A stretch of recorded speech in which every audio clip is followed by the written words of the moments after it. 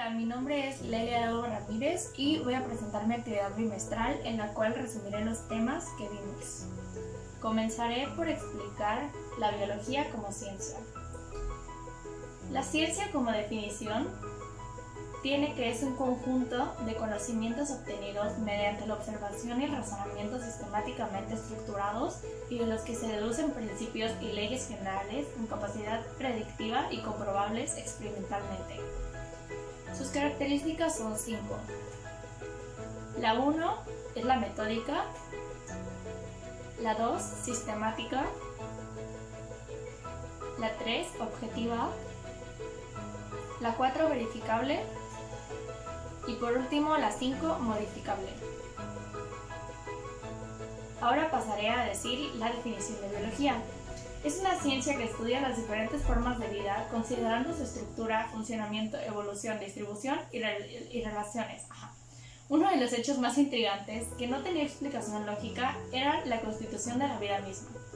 Por lo que desde hace muchos años atrás las personas buscaban una explicación lógica a nuestro origen. Fenómenos naturales, enfermedades, entre muchos otros más temas. Ahora pasaré con los principales acontecimientos biológicos. En un intento por adoptar una terminología científica, se denominó fuerza vital a la entidad responsable de la vida, y de ahí el nombre vitalismo para designar esta corriente. Robert Hooke era un científico inglés considerado como uno de los científicos experimentales más importantes de la historia de la ciencia. En 1665 publicó un libro. El relato constaba de 50 observaciones microscópicas acompañadas con dibujos detallados hechos por él mismo. Dicho libro contiene por primera vez la palabra célula. Hooke descubrió la célula observando en el microscopio una laminilla de corcho, llegando a la conclusión que esta estaba formada por pequeñas cavidades que le recordaban a la celdilla de un panal, por ello viene el nombre.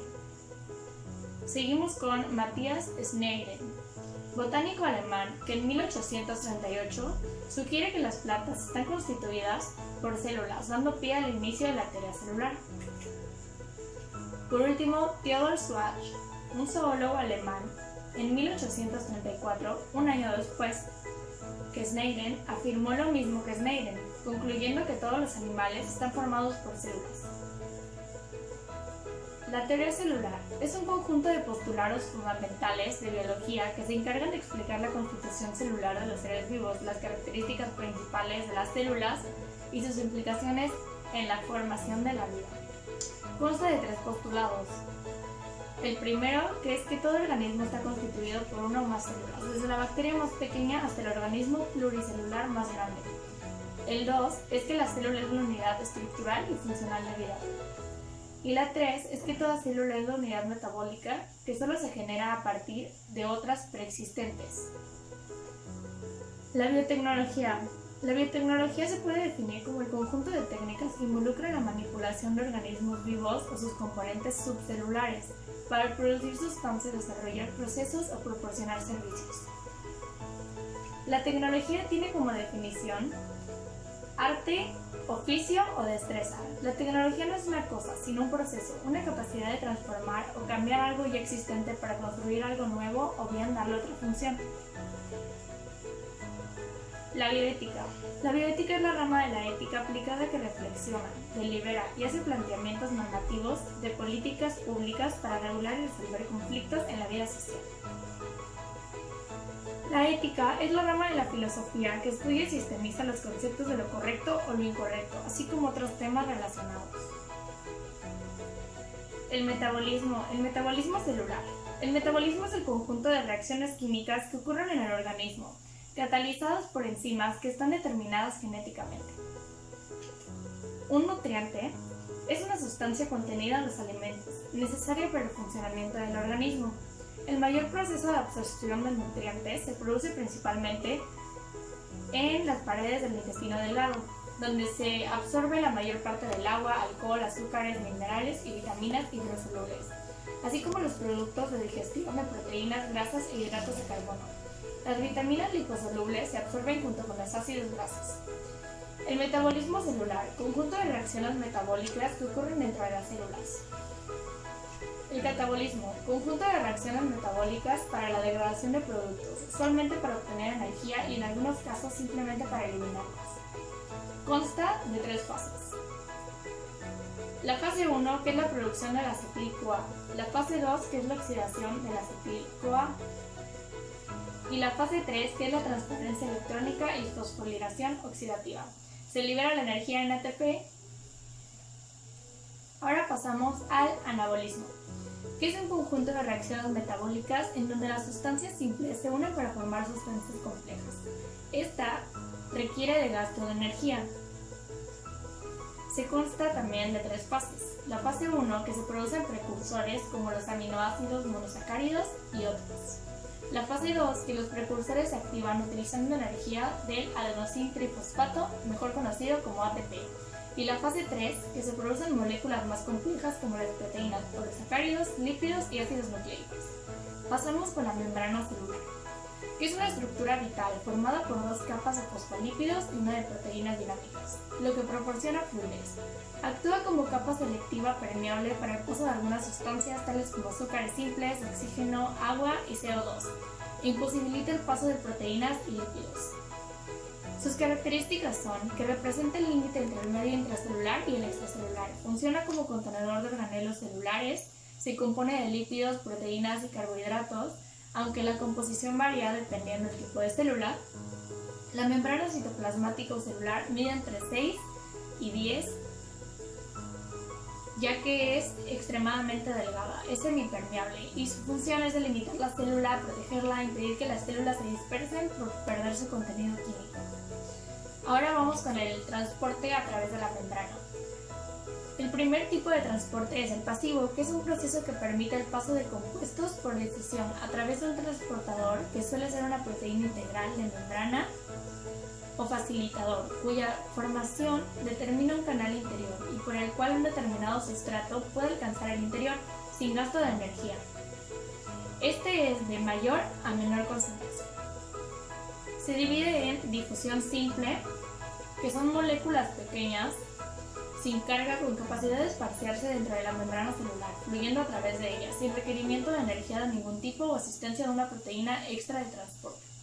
La difusión facilitada, que es la difusión de solutos a través de proteínas de transporte en la membrana celular.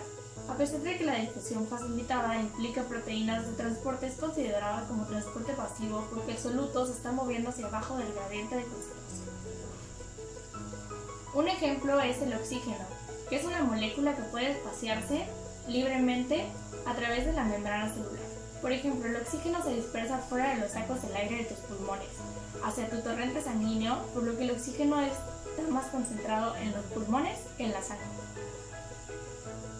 La ósmosis es un fenómeno que se produce cuando 2 disoluciones tienen diferentes concentraciones.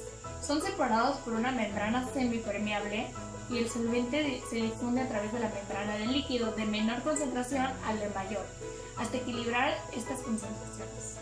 Se produce de forma espontánea sin ningún tipo de gasto energético. Ahora explicaré qué es el soluto y el solvente. El soluto es una sustancia que cuenta con la capacidad de disolverse en un solvente, con el cual se forma una solución. Y el solvente es una sustancia de mayor proporción, la cual se disuelve en el soluto y con el cual se forma una solución. En un ejemplo, el soluto sería el chocomil y el solvente sería la leche. La clasificación de medios. Comenzamos con el hipotónico, cuando la concentración de soluto es menor respecto al medio con el que se compara. El hipertónico, cuando la concentración de soluto es mayor respecto al medio con el que se compara. Y el isotónico, cuando ambos medios tienen la misma concentración, es decir, el soluto y el solvente por igual. Pasamos por la diálisis, que es el proceso en el cual se separan las partículas coloidales en función de su tamaño a través de una membrana dializadora. Vamos con el transporte activo, que consiste en el transporte de sustancias en contra de la gradiente de concentración, lo que requiere un gasto energético. En mayor parte de los casos, este transporte activo se realiza de menor a mayor concentración. El transporte activo primario tiene como motor principal el trifosfato de adenosina, mejor conocida como ATP. que ya la mencionamos anteriormente. La enzima de sodio-potasio de la trifosfata de la adenosina pasa por la membrana celular, manteniendo el potencial de la membrana celular bombeando 3 iones de sodio de la célula para cada 2 iones de potasio que se traslada a la otra célula. El transporte activo secundario utiliza una gradiente electroquímica como fuente de energía principal, ya que no se logra acoplar al ATP.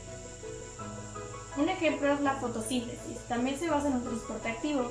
Utiliza la energía de fotones para mover los protones a través de la membrana de tilo, o conocida como tilacoide, del cloroplasto, creando el potencial redox.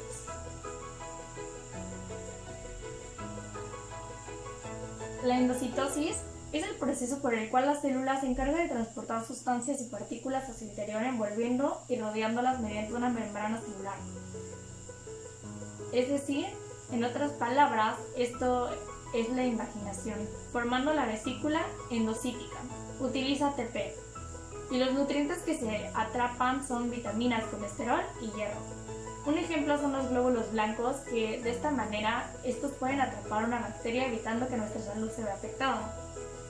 La fagocitosis se utiliza en el proceso de endocitosis de partículas sólidas con gran tamaño.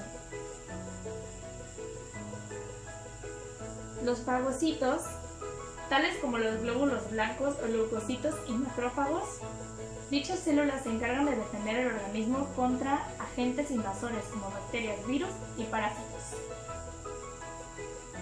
Los fagosomas son vesículas resultantes de los fagocitos. Estos fagosomas se fusionan o se juntan con los lisosomas, que son los organelos intracelulares encargados de la digestión del material. La pinocitosis se encarga del proceso de endocitosis, específicamente de moléculas disueltas en un fluido.